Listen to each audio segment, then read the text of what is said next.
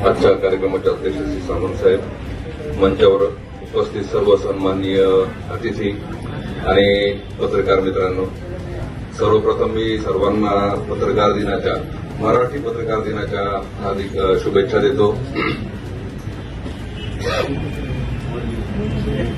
आवाज येतोय? हा, येतो. सर्वांना पत्रकार दिनाच्या मनापासून शुभेच्छा. नवीन वर्षाच्याही सर्वांना शुभेच्छा.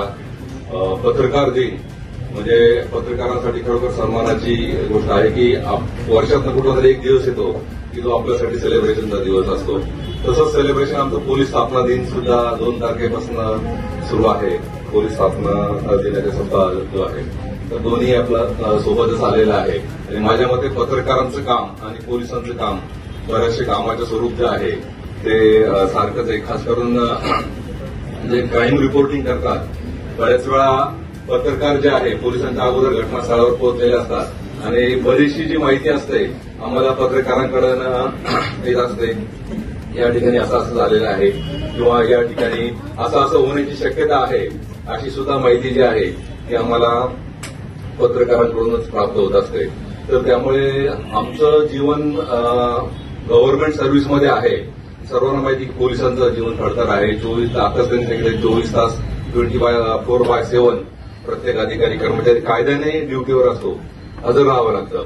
आणि तेच काम जे आहे ते तुम्हालाही करावं लागतं. तेवढ्याच तळमळीनं तेवढी धडपड करून आणि अल्प पगारामध्ये, आम्हाला गव्हर्नमेंटचा पगार आहे, सिक्युरिटी आहे, सगळ्या गोष्टी चांगल्या आहेत आणि आम्ही ते करत असतो. परंतु तुम्ही सुद्धा तेवढ्याच तळमळीनं आपलं कर्तव्य बजावत असतात. त्या सर्व कामासाठी, तुमच्या तळमळीसाठी, तुमच्या धडपडीसाठी मी खरोखर तुमचं कौतुक करतो, शुभेच्छा देतो. आता ज्यांचा माझ्या हस्ते, साहेबांच्या हस्ते, सर्वांच्या हस्ते जो सन्मान झाला त्यांचं पण अभिनंदन करतो. इथं असणारे उपस्थित जे सर्वच पत्रकार आहे, जवळपास सर्वांनाच मी वैयक्तिकरित्या चांगलं ओळखतो. प्रत्येकाचं काम पण मला चांगलं माहिती आहे. तर हा सन्मान जो आहे तो अतिशय योग्य आहे आणि अशी कौतुकाची थाप जी आहे ती कामाच्या बाबतीमध्ये मिळणं गरजेचं असतं. आणि दुसरी गोष्ट म्हणजे आमचे जे पोलीस अधिकारी आहे, पोलीस अधिकाऱ्यांना बोलवून त्यांचंही कौतुक केलं, ते त्याबद्दल मी पण धन्यवाद देतो. त्याला कारण असं की आपण तर काम करत असतो, बऱ्याच वेळा पोलिसांचा जॉब जो असतो थँक्सलेस जॉब असं म्हटलं जातं, ज्याचं कोणी आभार मानत नाही, ज्याचं कोणी कौतुक करत नाही.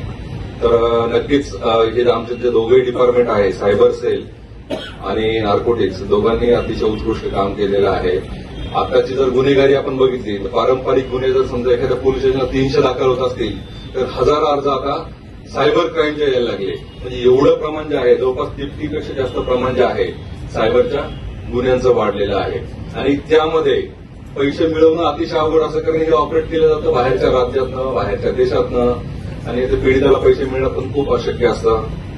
परंतु आमच्या सायबर सेलने मान्य सीपी सरांच्या मार्गदर्शनाखाली मोठ्या प्रमाणात चांगल्या कारवाई करून लोकांना पैसे त्यांच्या अकाउंटला परत मिळवून दिले, याचे कार्यक्रम सुद्धा आपण घेतलेले आहेत. नार्कोटिक सेलचं पण त्याचप्रमाणे काम आहे की आपण चांगल्या कारवाया करून, म्हणजे देशातील जवळपास महाराष्ट्रातील सर्वात मोठी जी मागच्या वर्षी जी कामगिरी जी आहे ती आपण मीरा भाईंदर पोलिसांनीच केलेली आहे.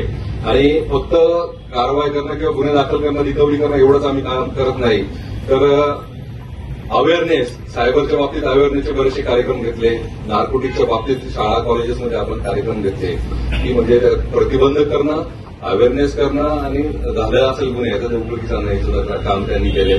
मी सुद्धा त्यांचं कौतुक करतो आणि आपले धन्यवाद देतो की आमच्या अधिकाऱ्यांचं कौतुक देऊन करून त्यांचं मनोबल जे आहे ते आपण वाढवलं.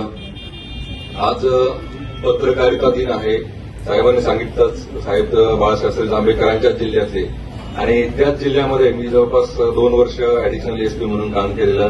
त्या ठिकाणी मी जाऊन आलो. त्यांचे बरेचसे रिलेटिव्ह तुम्हाला ओळखतात, आजही कॉन्टॅक्टमध्ये आहेत. तर स्पर्धा परीक्षेचा अभ्यास करतानाच हे वाचलं होतं की बाळासाहेब जांभेकरांनी 1832 मध्ये पहिलं मराठी वृत्तपत्र जे आहे ते सुरू केलं. त्याचं नाव दर्पण होतं आणि त्यापासून मराठी वृत्तपत्रसृष्टीचा जो आहे तो जन्म झाला किंवा पुढे गेली. तर आपण जर महाराष्ट्रातले किंवा आपल्या देशातले पण जे स्वातंत्र्य चळवळ आणि समाज सुधारक जर बघितले तर पत्रकारितेची भूमिका किती महत्वाची आपल्याला कळेल. आपण बघा, पहिले पंतप्रधान जवाहरलाल नेहरू असतील, महात्मा गांधी असतील, सुभाषचंद्र बोस असतील, लोकमान्य टिळक असतील, म्हणजे राजकीय जीवनाचा प्रत्येक व्यक्ती पत्रकार होता. त्याचा आपल्याला अभिमान वाटला पाहिजे. म्हणजे आपलं काम किती महत्वाचं आहे. म्हणजे राजकीय जागरूकता, सामाजिक जागरूकता हे करणं किती महत्वाचं आहे. डॉक्टर बाबासाहेब आंबेडकर आहेत तिथं. तर सर्व म्हणजे त्यांचं राजकीय कार्य करून, सामाजिक कार्य करून पत्रकारिता सुद्धा करत होते, लेखन कार्य सुद्धा ते करत होते. आणि एक जागरूक पत्रकारिता समाजामध्ये चांगले पॉझिटिव्ह बदल जे आहे ते नक्कीच घडून आणू शकतो.